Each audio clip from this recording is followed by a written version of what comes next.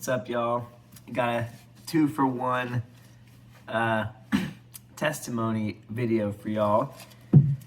And these are two stories that did not happen to me, but I was only one person removed from the testimony being shared. So I feel like there's still value in sharing it because, it's one thing to read about something God did somewhere, sometime with somebody. It's another thing to know someone who knows something that God did, which would be you in the case of watching this video. And it's another thing to know something God did because you were just closer to the actual event happening. Sorry, that was not really that necessary of a prelude there. But here's a couple stories. A little bit of background. I did not used to think that God could do anything.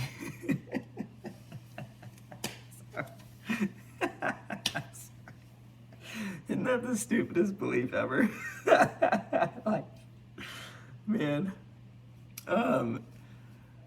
As if God were subject to our thoughts about him, it's just crazy. Just if God is actually God, he's not he's not just whatever we want him to be, anyways.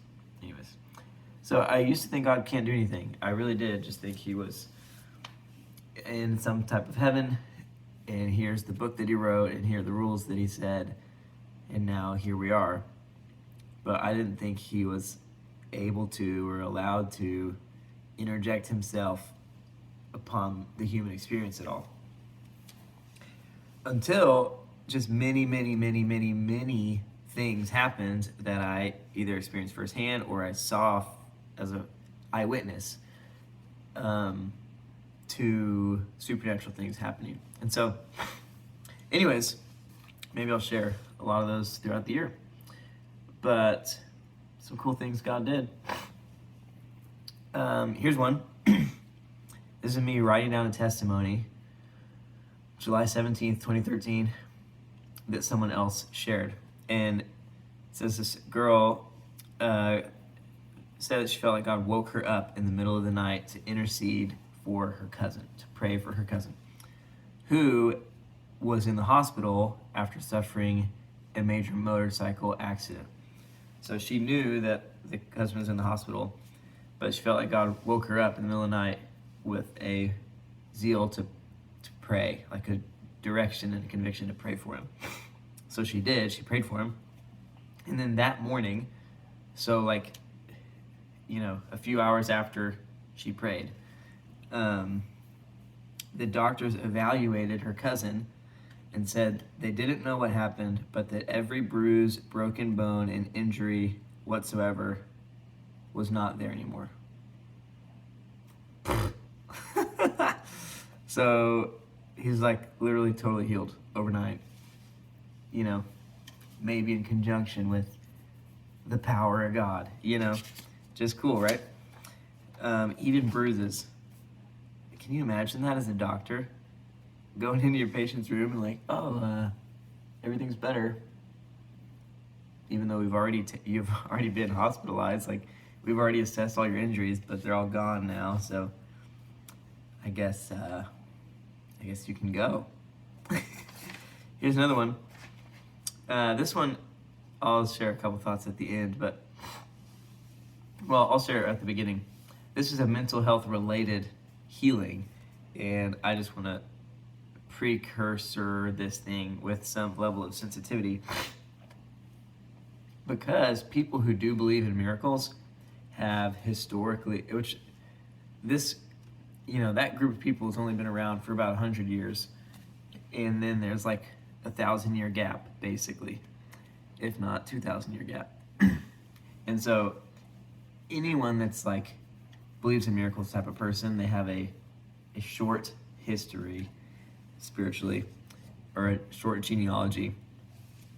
But within that short genealogy, um, several things have happened, but one kind of negative stigma has been like basically anti-medicine overall, and especially as it relates to mental health, like a total misunderstanding of what mental health even is and what brain diseases are, what different symptoms are, and so some miracle believing people are like very dogmatic and just look down upon any type of accepting that the mental health issue even exists, and if you do accept that it exists, oftentimes blaming that person for not having enough faith to be supernaturally healed. And so anyways, there's all sorts of like, there's, everyone's made mistakes, and there's all sorts of people out there making more, and so I just want to throw that out there, that like that's not what I want to do or what is good to do. And so, getting healed of a mental illness is a little different than getting healed of a broken bone, because it might not be, it's a little bit like we'll see, like let's still monitor the situation, and a little bit more like walking on water type of thing that but I'll just share it because it's super encouraging. So yesterday you gave Zach, who was leading worship, a prophetic word that someone in the room was struggling with disbelief in basically the Holy Spirit, and that he's moving. One girl, Becky, raised her hand and said that word was for her. So we prayed for her. Nothing happened. She didn't feel anything. Nothing changed. That night, she was having a schizophrenic attack, and I'm writing this down because she ended up sharing all this the next day to this little group, and she was very frightened. Her roommate happened to have a book titled Scriptures That Cast Out Demons, and she felt like God spoke to her to say, turn to page 58. So she turned to page 58, and it was titled Scriptures That Cast Out Schizophrenia. So that's cool. And then the roommates pray over Becky, and long story short, Becky described it as like the presence of God filling her, healing her of schizophrenia, which had plagued her ancestry for generations. And she received the spiritual gift of tongues, which, some of y'all are like, oh no. Just hit the next video. Okay, this is what Becky said, okay? That's what Becky said. And then you filled them with inexpressible joy, and they were laughing for 20 minutes, to the point where Becky said, quote, I felt like I was going to explode, but I couldn't stop. That's a dangerous laughter right there. Before this moment, no one in that group, none of her roommates, believed that what some people call holy rolling, inexpressible laughter that seemingly can't be stopped, and some people are on the floor doubled over because they're laughing so hard for so long. None of them believed that that was even real, that that could happen, or that that was from God, and then until they were all in that situation. And and then she was delivered from schizophrenia. So pretty cool, right? So there's really a lot. It's a little harder to share stories that aren't your stories.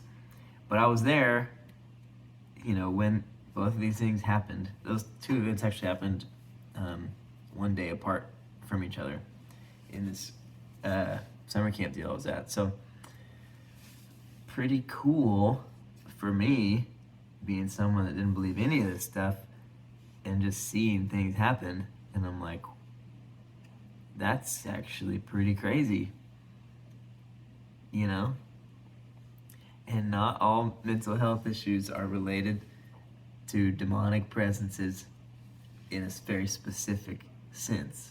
So we're all chilling, okay? We're celebrating with Becky that she got healed, right?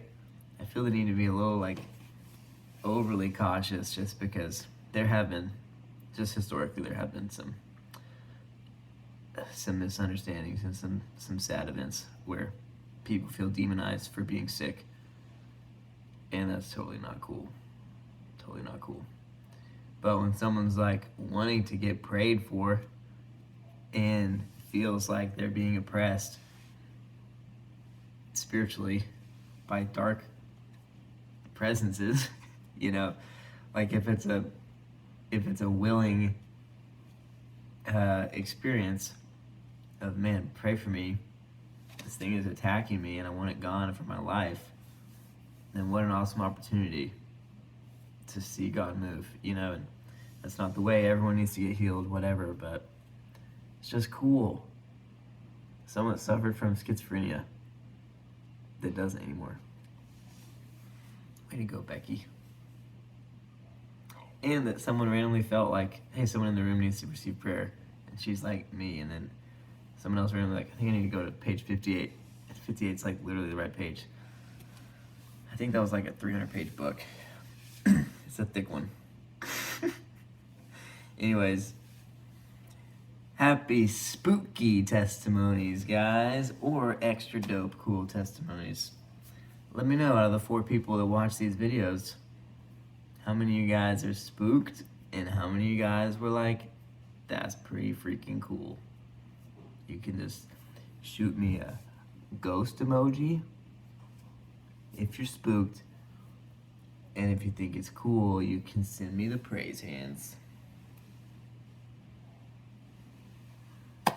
That's all I got for y'all today. I'll talk to y'all soon. Life is worship. God is love.